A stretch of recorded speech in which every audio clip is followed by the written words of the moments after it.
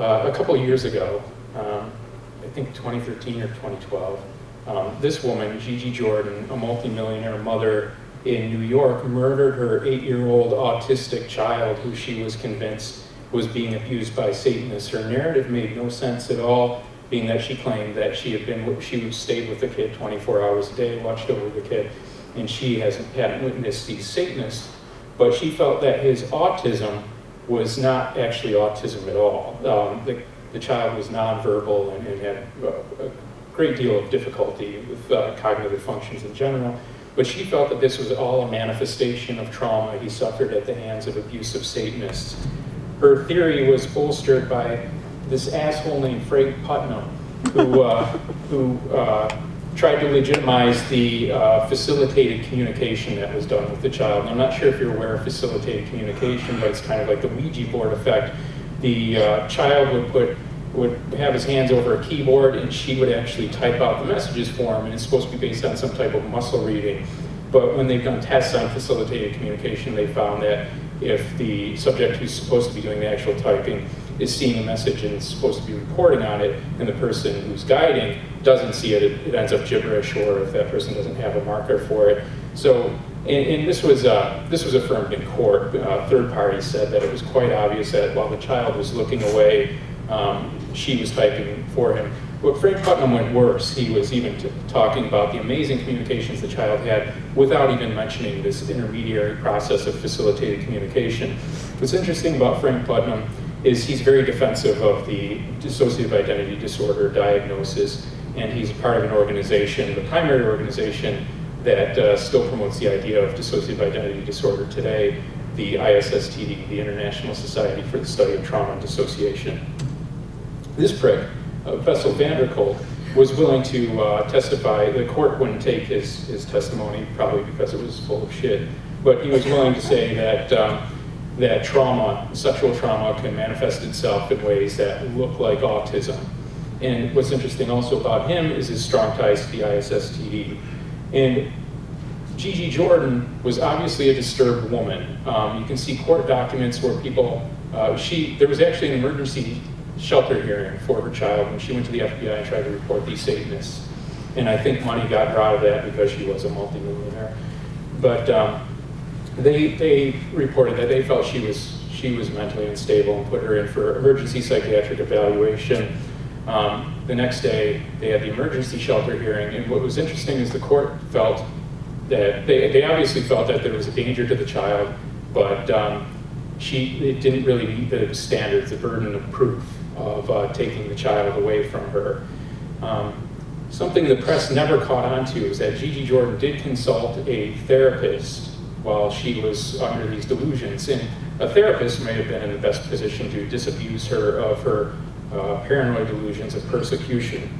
She went to Ellen Lachter instead, and I think Ellen Lachter is possibly every bit responsible for that child being killed, and she was never called out for it, never investigated, and idiots like her are still licensed to this day. So I can't go to these conferences anymore. I'm infamous. Other people go to these conferences in my place. One of them is Sarah Ponto Rivera, and she was recently at the International Society for the Study of Trauma and Dissociation conference, and I'm going to let her describe for you some of the problems from there.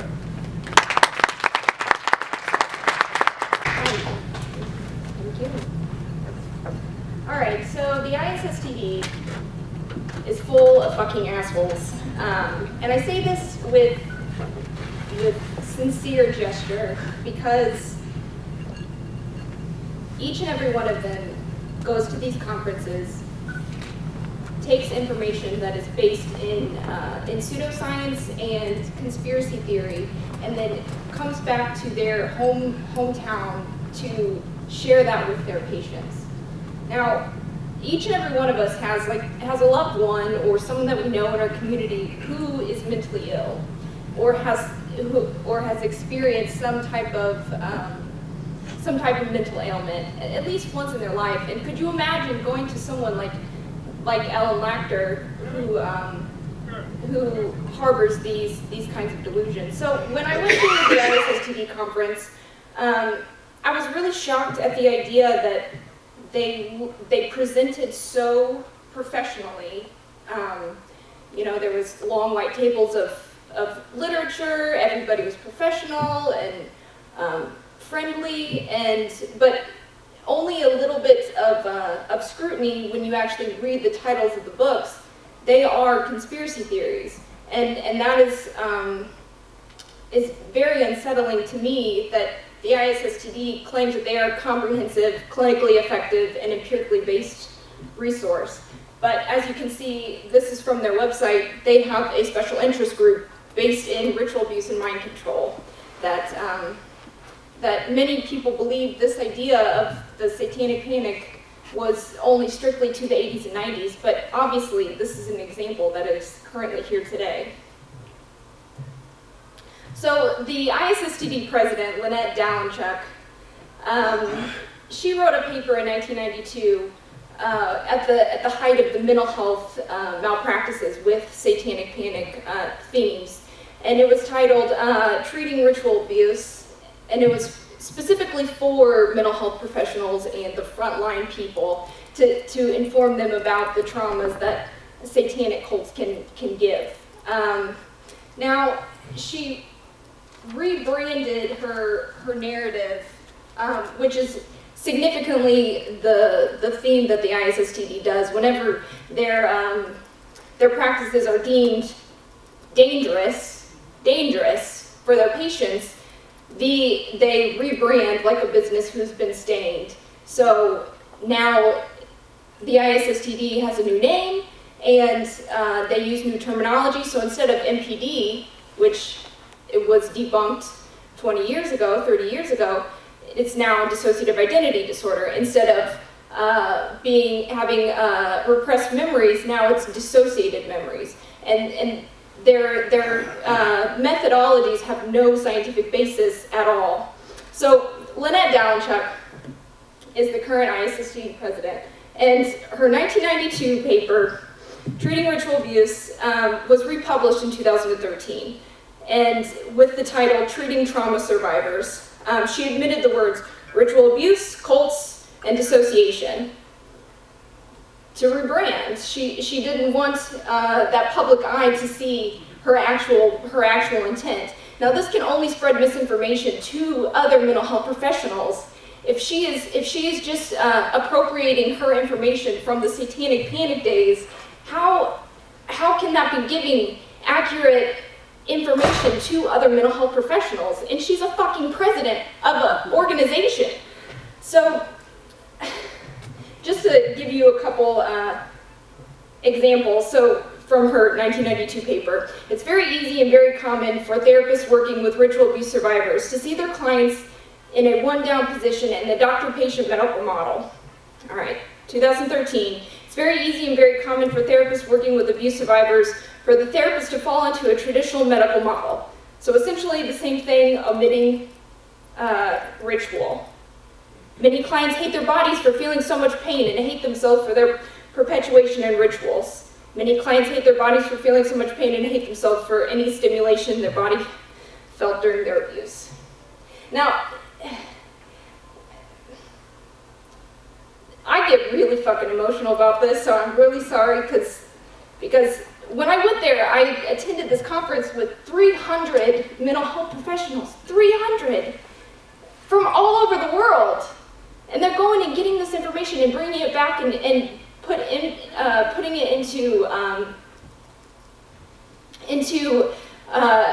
programs that are in our communities, treating people who've been actually abused, and then they're getting this misinformation to promote their narrative of satanic panic. So Sue Baker is a course director within the ISSTD, and I unfortunately sat through her presentation, which was extremely taxing, and she was a really great example of how the ISSTD rebrands. And this is a quote from her presentation. "We can't use the word dissociation." She's talking about in her course about complex trauma. We can't use the word dissociation. So there she's already saying that people are dissociating when they have trauma. she's already identified that we don't believe that people can just be traumatized. We believe that they have to have DID, which is the A plus B equals C conjecture. It's all right, you've been sexually abused, you have dissociative identity disorder.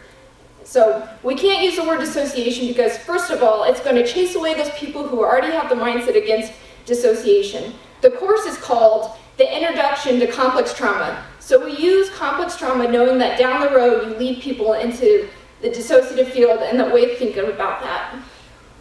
So the same techniques that are being used, that were used in the Satanic Panic, that led people to be fucking imprisoned falsely, that put kids into, subjected children to mental rape by their therapist, and those practices are still being used today, just rebranded, as Sue Baker has so blatantly explained.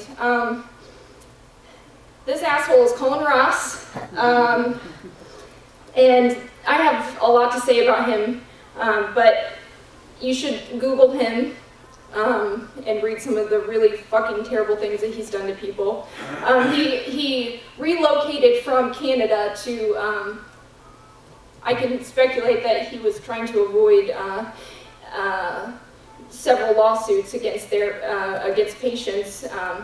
When one of his victims is Roma Hart, and she states that while she was under his care for 4 years, at least 12 people had died. So they either committed suicide, and I believe possibly overdosed.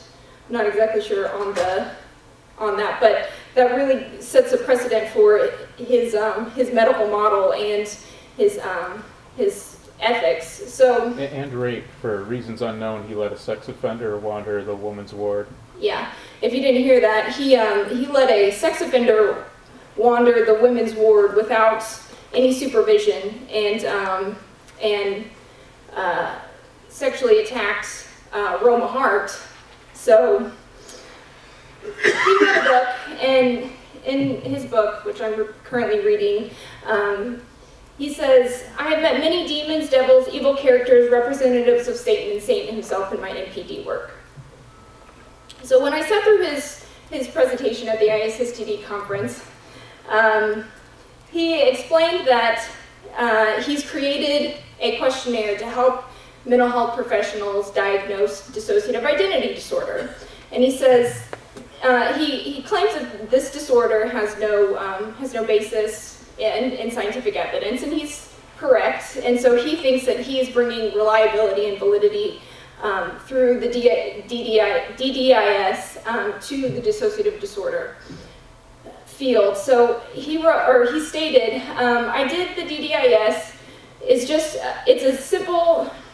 The DDIS is just a supplement to your clinical practice and gives you the ability to say, well, I did the DDIS, therefore I'm not a flaky person, and therefore you can't criticize me.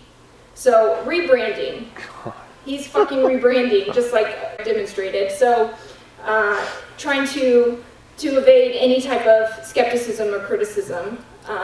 And in the DDIS, these are two questions that he has. He says, have you ever had any contact with a ghost, poltergeist, spirit of any kind? That's a question that a therapist is supposed to ask a patient to help you identify if they have multiple personality disorder or dissociative identity disorder. Have you ever been involved in cult activities? Now, he's not asking these questions to identify the mental state of the person. Are they having delusions? He literally believes that there are ghost poltergeists, or that people are in actual cults. Now, he's been spreading misinformation since his career started, essentially. This is an excerpt from a documentary from Canada, The Fifth Estate. It's something very similar to like 60 Minutes. And he had published a paper stating that 1 in 100 people have multiple personality disorder. 1 in 100. He published that, put it out into into mainstream journals, and people were quoting this. There was a huge burst of MPD patients within the 90s because of his paper. And the journalist who was on this, she like catches him in his fuck up because there's no way that there's 1 in 100 MPD patients. And he even admits it, but then takes no responsibility for it. So I'll play this little snippet for you. Ballpark-wise, it appears to be about 1% of the general population, making it about as common as schizophrenia or manic depressive illness. But which ballpark are we in, if we're ballparking? It's not 1 in 10,000. It's definitely more common than 1 in 1,000. It's probably somewhere in between 1 out of 50 and 1 out of 500, almost for sure. Okay. Someone should not be ballparking statistical data. If you are a researcher, and especially the psychiatric field, you don't fucking ballpark, especially on something as broad as this.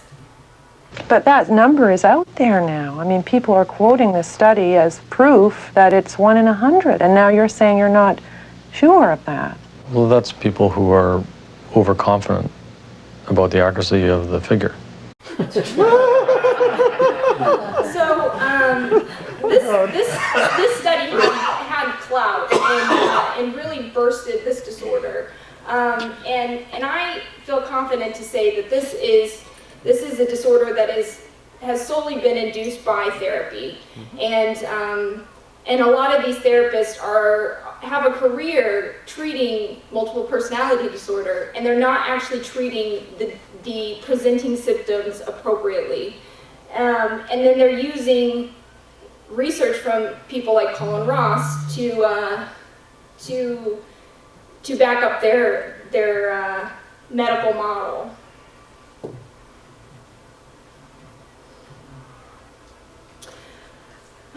Seabram Fisher. She gave an 8-hour presentation over a technique called neurofeedback.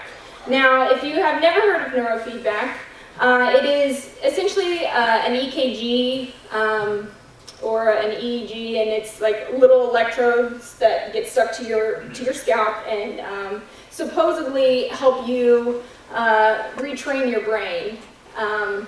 But there is no data to support this at all, and so I'm sitting with probably as many people as there are here, and sitting through 8 hours of this presentation over junk therapeutic technique, and she says that this is a technique that she treats DID patients with, MPD patients, and she claimed that it's effective.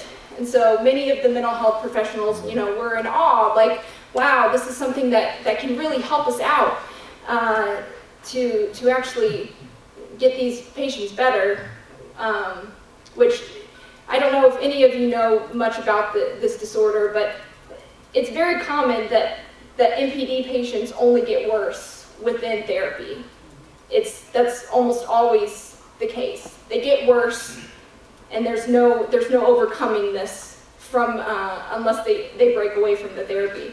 So one of the mental health professionals in the audience asked her, well, how do you bill for this? How does this technique get paid for? And this is what she explained.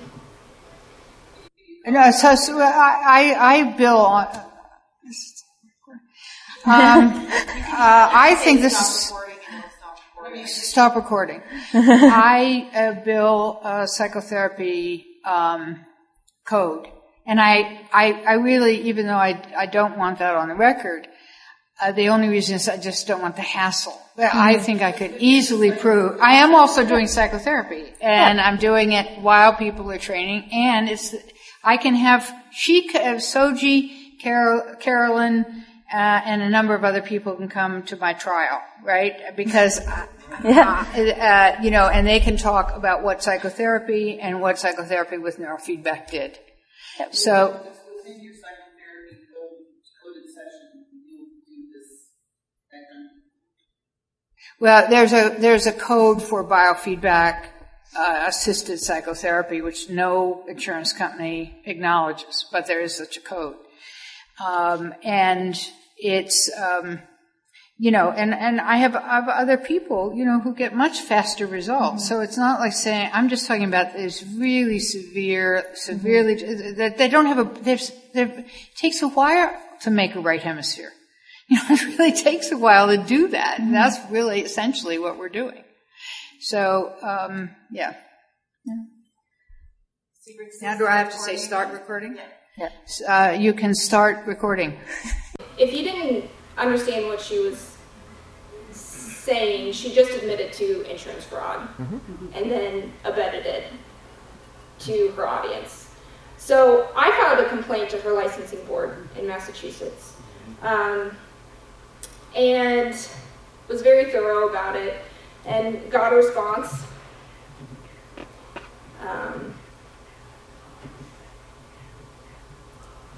Sorry, I don't know how to use PC computers. So this was the letter that she received back, that I received as well, stating that they dismissed the complaint and that she was just getting a letter to not commit fraud anymore. So, yeah, exactly. This is the same licensing board that, as Deb was talking about, Neil Brick. Neil Brick also practices in Massachusetts. I'm Doug. What did I just call you? You called me Doug. Yeah, you called me that. A lot of people know that. Lucien. Lucien Greaves. Sorry. Nobody knows. Yeah, so Neil Brick, who believes that he is a CIA super soldier and that I believe pretty much any conspiracy theory, kind of like take a little trickle of it and you got Neil Brick. He believes that these things have happened to him. So he also is a licensed mental health counselor.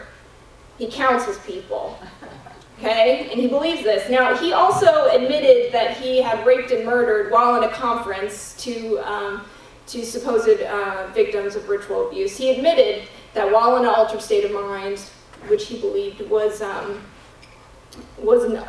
another personality of his that he raped and murdered.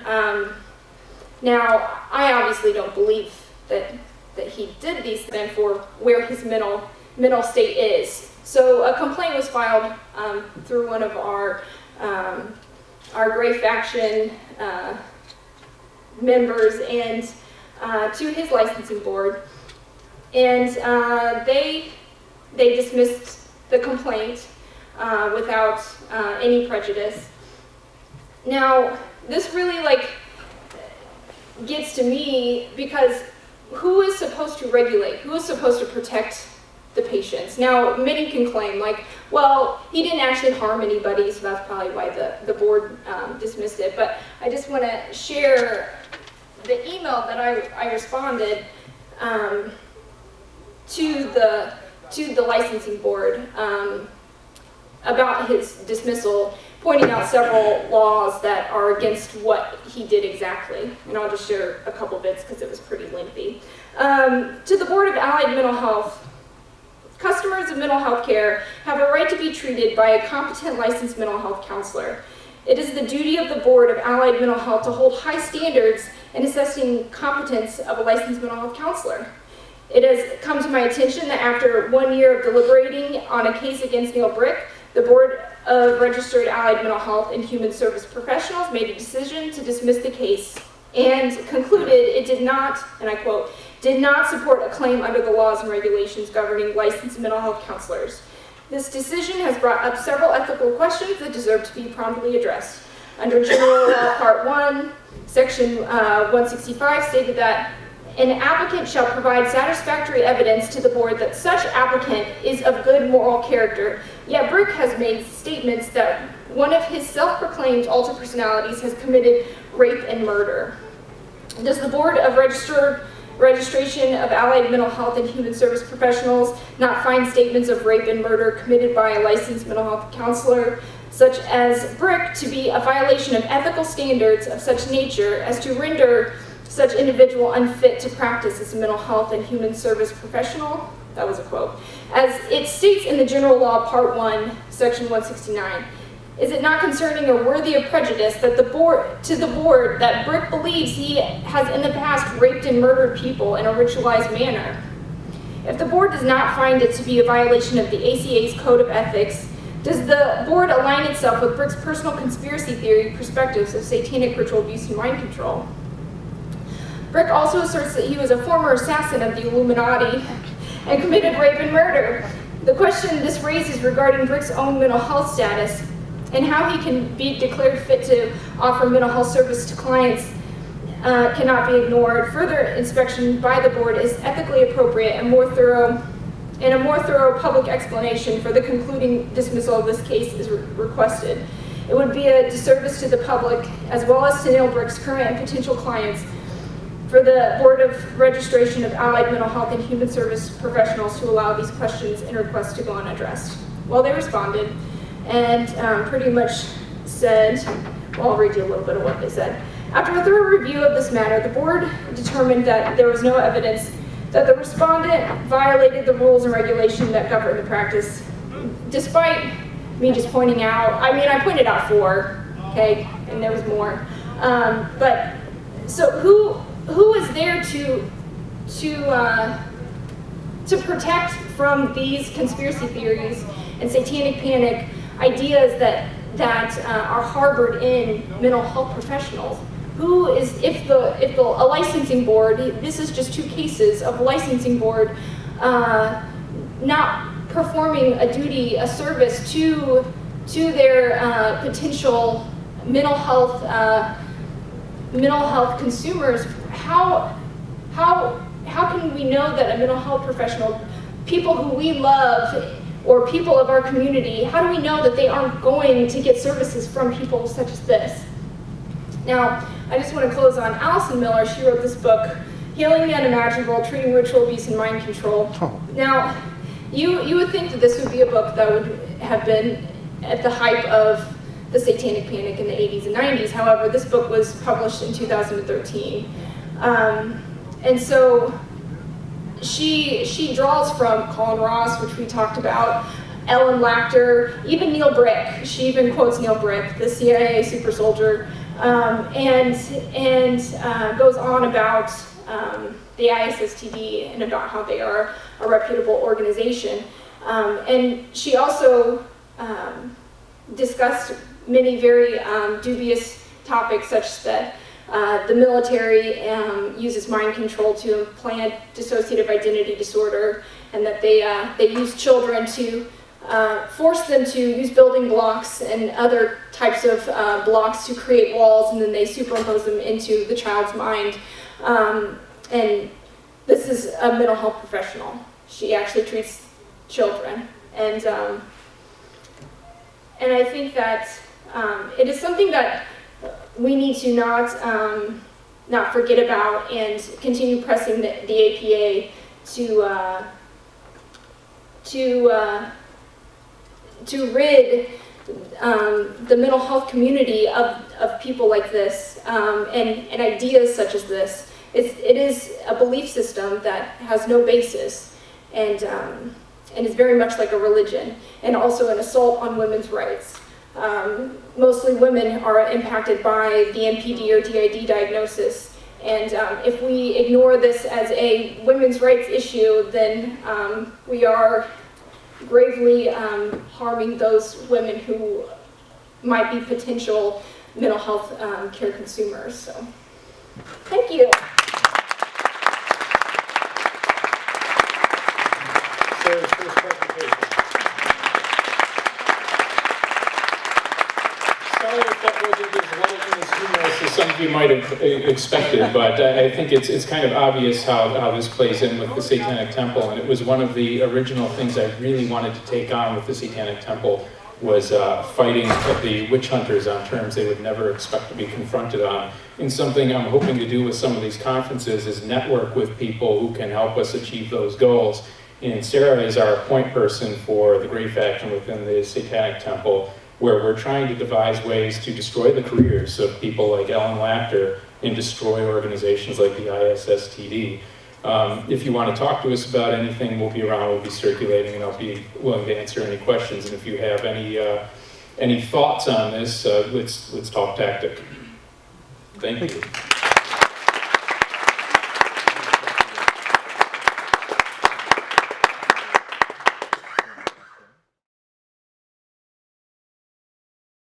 Yeah, I have a question as Jesus and also a social scientist. So I know a lot of clinical psychologists, they're good friends of mine, and they would be happy to help you out. So I guess I can talk to you afterwards, but have you reached out to other therapists? They have to be, some of them have to be understood. Well, what we find, I think, is a lot of people are afraid. A lot of people aren't willing to be disparaged as Satanists or pedophiles. Obviously, I'm willing to be called a Satanist, but pedophile is actionable.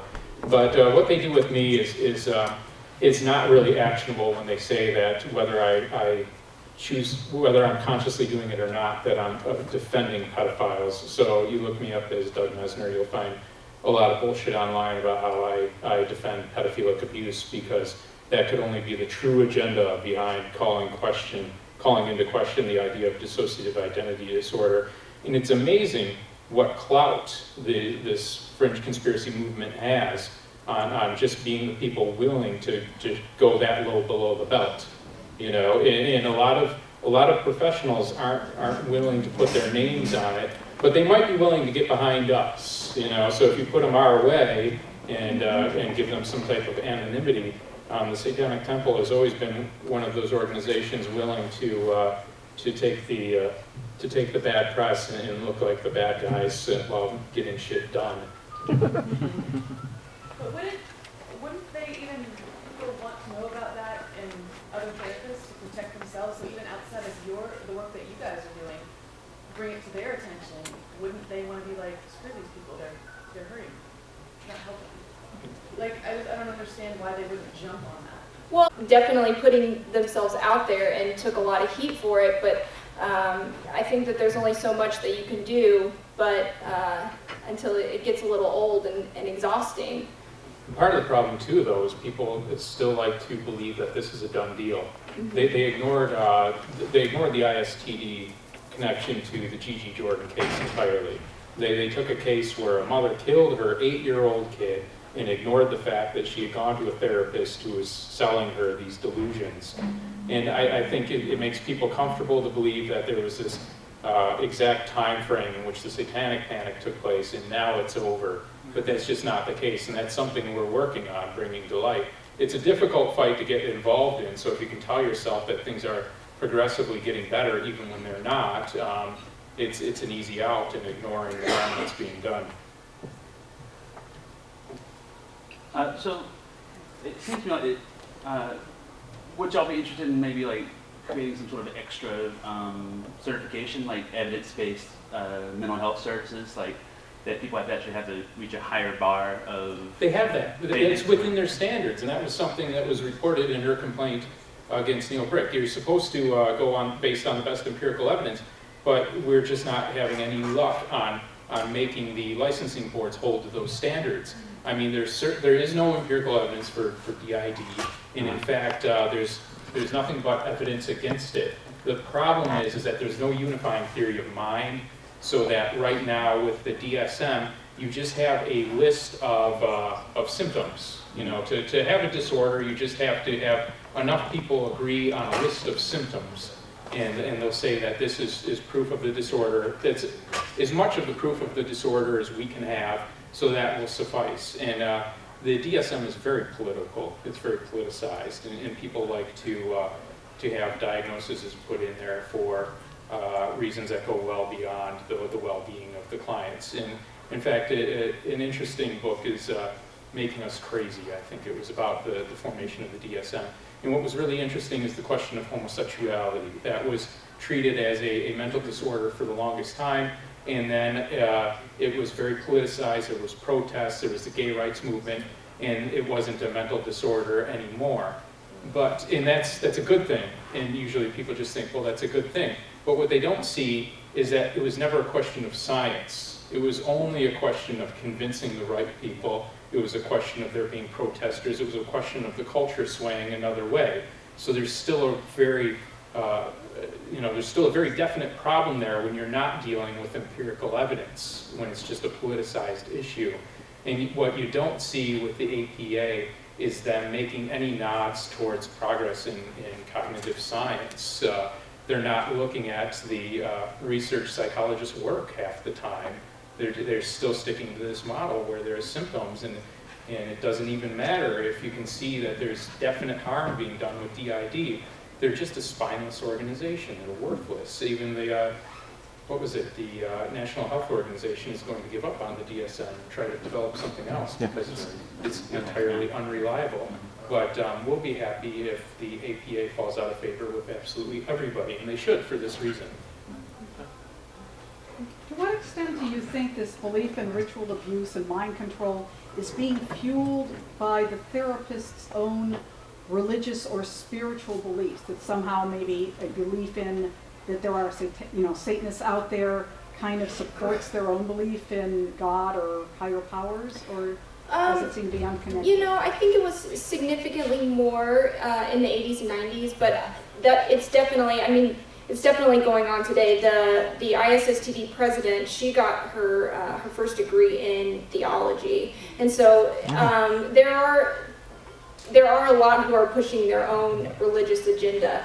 But I sat at a ritual abuse and mind control luncheon at the conference and talked to one, Valerie Sinison. She's extremely disgusting, and she claims that she is an atheist, but believes that there are satanic groups who are plotting and trying to take over the world. So I don't know necessarily if I can. Well, something I didn't mention, which I probably should have, and I don't think she did either, was that at these conferences, like even the SMART conference I went to, there was a woman there. She had to have been about 40 years old, and she was claiming that she had been a mind control subject of Dr. Joseph Mengele, and that he was using what she called demonic harmonics to open up quantum portals in which I think demons were coming through or whatever. Wow. And she was, I want to see that. yeah, and she was working this all into an anti-abortion argument. I mean, this was unhinged stuff. And they have the tinfoil hats on sale. They're not exactly tinfoil, but the same premise. These conferences are offering continuing education units to licensed therapists. And Ellen Lachter, who I pointed out earlier, she runs, in the ISSTD is ostensibly this respectable professional organization just dealing with dissociative disorders.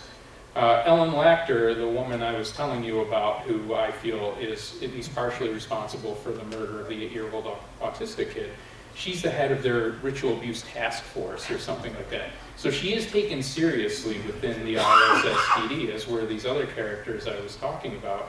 And you just go to her website, I believe it's endritualabuse.com or .us or something like that. But she speaks very openly about this belief in the Illuminati and the satanic cults that are out to destroy us all and that type of thing. And I mean, your original question was about how the religious motivations behind this. Of course, that underlies everything, but they tried to secularize the argument. I think there's a lot of supernatural presumptions, though. You see that kind of cognitive dissonance when Geraldo was doing his Satanism special. He was talking about whether you believe in Satan or not, Satanism exists. So he was trying to put this secular spin on it, but yet underlying the presumptions of all the speakers within that show and everything he was saying, that to identify with Satanism could only mean one thing. And to me, that's a supernatural supposition. Because we get that sometimes too as the Satanic Temple, people saying that no matter what we think we're doing, or what values we think we're forwarding, we're bringing evil into the world. And that's a supernaturalist mindset, and I think part of the power of what we're doing is shaking that up in people's minds, hopefully forcing people to judge us for our activities and what our actual values are, rather than our fealty to symbolic norms. All right, well, all hail the Satanic Temple.